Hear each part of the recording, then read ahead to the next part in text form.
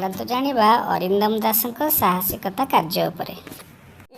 ଏକଦା ଜଙ୍ଗଲରେ ଦଳେ ହାତୀ ପାଣି ପିଇବା ପାଇଁ ଏକ ଜଙ୍ଗଲରେ ଚାଲି ଚାଲି ଯାଉଥିଲେ। ହଠାତ୍ ସେମାନଙ୍କର ଗୋଡ଼ ଖସିଗଲା, ପଡ଼ିଗଲେ।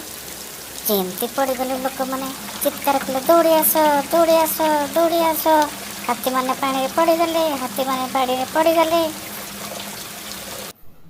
ଭାଇ କ୍ୟାମେରା ଆଣ, ସାଙ୍ଗେ ସାଙ୍ଗେ ଯିବା, ହାତୀ ଫୁଟେଜ ସୁଟିଂ କରିବା ଏବଂ ଲୋକଙ୍କୁ ଦେଖେଇବା। ବର୍ତ୍ତମାନ ଦେଖନ୍ତୁ ହାତୀଟି ପାଣିରେ ପଡ଼ିଯାଇଛି। ବର୍ତ୍ତମାନ ତାକୁ ଉଦ୍ଧାର କାର୍ଯ୍ୟ କରିବା ପାଇଁ ଓଡ୍ରାଫ୍ ଟିମ୍ମାନେ ଲାଗିଯାଇଛନ୍ତି।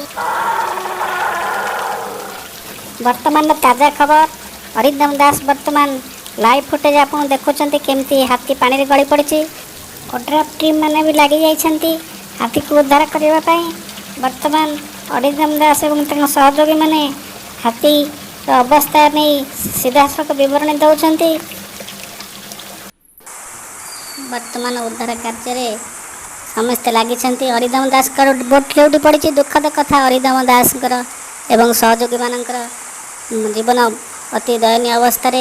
ସେମାନେ ପାଣିରେ ବୁଡ଼ିଯିବାର ଅବସ୍ଥା ଓ ପାଣିରେ ବୁଡ଼ିଗଲେ।